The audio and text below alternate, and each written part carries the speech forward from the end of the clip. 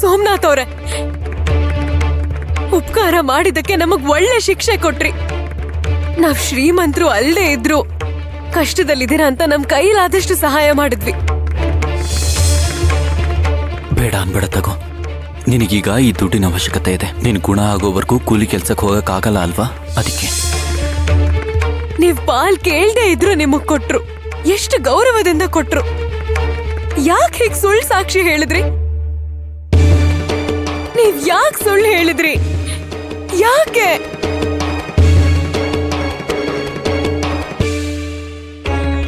ಬಿಟ್ಬಿಡು ಉಮಾ, ನನ್ಗೀಗ ಚೆನ್ನಾಗಿ ಅರ್ಥ ಆಗಿದೆ ಈ ಪ್ರಪಂಚದಲ್ಲಿ ನಾವ್ ಯಾರನ್ನೂ ನಂಬಾರದು ಅಂತ. ಸೋಮು ನಮ್ ಪರವಾಗಿರ್ತಾನೆ ಅನ್ಕೊಂಡಿದ್ದು ನಮ್ ದೊಡ್ಡ ತಪ್ಪು.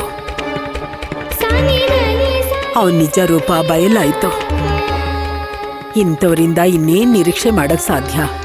ಹೋಗ್ಲಿ ಬಿಡು, ಬಿಟ್ಬಿಡೋಣ. ಶಿವಪ್ಪ, ಅರೆ ನಿಂಗೇನಾದ್ರೂ ಮತ್ತೆ ಪ್ರತ್ಯೇಕವಾಗಿ ಹೇಳ್ಬೇಕಾ? ಮನೆಗೆ ಹೋಗೋಣ, ನಡಿ ನಡಿ ಶಿವಪ್ಪ.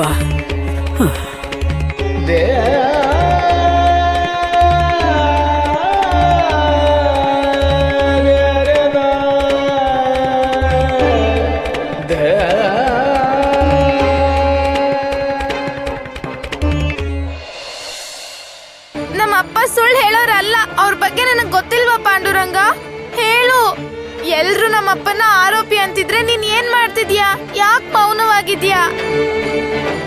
ಹೇಳು, ಯಾಕಿಷ್ಟು ಮೌನವಾಗಿದ್ಯಾ? ಸುಳ್ಳು ಹೇಳೋರನ್ನ ನೀನ್ ಶಿಕ್ಷಿಸೋದಿಲ್ವಾ?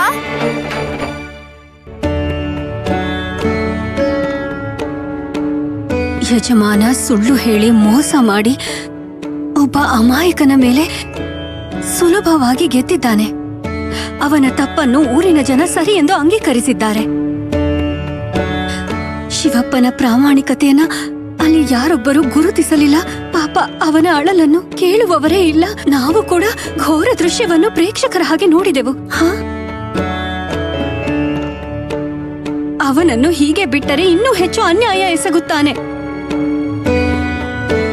ಸುಳ್ಳು ಹೇಳಿದ ಯಜಮಾನ ದೊರೆಯ ಹಾಗೆ ಮನೆಗೆ ಹೋದರೆ, ಪ್ರಾಮಾಣಿಕನಾದ ಶಿವಪ್ಪ ಅಪರಾಧಿಯ ಹಾಗೆ ತನ್ನ ತಲೆ ತಗ್ಗಿಸಿಕೊಂಡು ನಿರಾಸೆಯಿಂದ ಮನೆಗೆ ಹೋಗಿದ್ದಾನೆ. ಇನ್ನೆಲ್ಲ ಹೀಗೆ ನಡೆಯುತ್ತದೆಯೇ? ಸ್ವಾಮಿ ಸಕ್ಕು ನಿಮ್ಮನ್ನು ಎಷ್ಟು ಬೇಡಿಕೊಂಡಳು, ಎಷ್ಟು ವಿನಂತಿಸಿಕೊಂಡಳು. ಆದರೂ ಕೂಡ ನೀವು ಊರಿನ ಪ್ರಜೆಗಳ ಮುಂದೆ ಅದುಷ್ಟನಾದ ಯಜಮಾನ ಗೆಲ್ಲುವ ಹಾಗೆ ಮಾಡಿದಿರಿ. ನಿಷ್ಠಾವಂತ ಶಿವಪ್ಪ ಸೋಲುವಂತೆ ಮಾಡಿದಿರಿ. ಇನ್ನು ನಿಮ್ಮ ಮಾತುಗಳಿಗೆ ಅರ್ಥ ಏನಿದೆ? ಅಲ್ಲ, ನೀವೇ ಹೇಳುತ್ತೀರಲ್ಲವೇ ಸದಾಕಾಲ ಸತ್ಯವೇ ಗೆಲ್ಲುವುದು ಎಂದು? ನಾನು ಈಗಲೂ ಕೂಡ ಅದನ್ನೇ ಹೇಳುತ್ತೇನೆ. ಧರ್ಮಕ್ಕೆ ಅಂತಿಮ ಜಯ. ಒಳ್ಳೆಯವರಿಗೆ ಆಗಾಗ ಇಂಥ ಪರೀಕ್ಷೆಗಳು ಎದುರಾಗುತ್ತವೆ.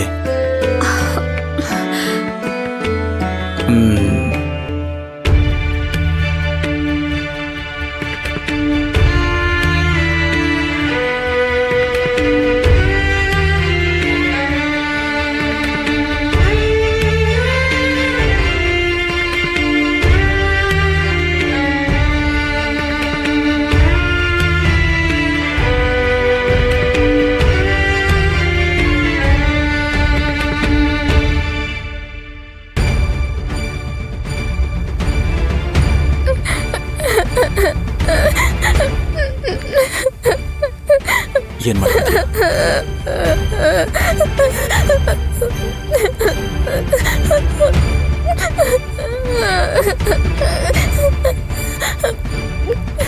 ನಿನ್ ಗೋಳೆ ಯಾಕೆ ಅವನ ಹತ್ರ ಹೇಳ್ಕೊತಿದ್ಯಾ? ಇವನ್ ಬಂದು ಏನಾದ್ರು ಮಾಡ್ತಾನ, ಇಲ್ಲಾಂದ್ರೆ ಬೇಡಿಕೆ ಈಡೇರಿಸ್ತಾನ. ಇಲ್ಲಿವರೆಗೂ ನಮಗ್ ಮಾಡಿರೋ ಉಪಕಾರ ಸಾಕು ಸಕ್ಕು. ಈಗ ಹೊಸದಾಗಿ 110 ಹೊನ್ಗಳು ಸಾಲ ಕೊಟ್ಟಿದ್ದಾನೆ.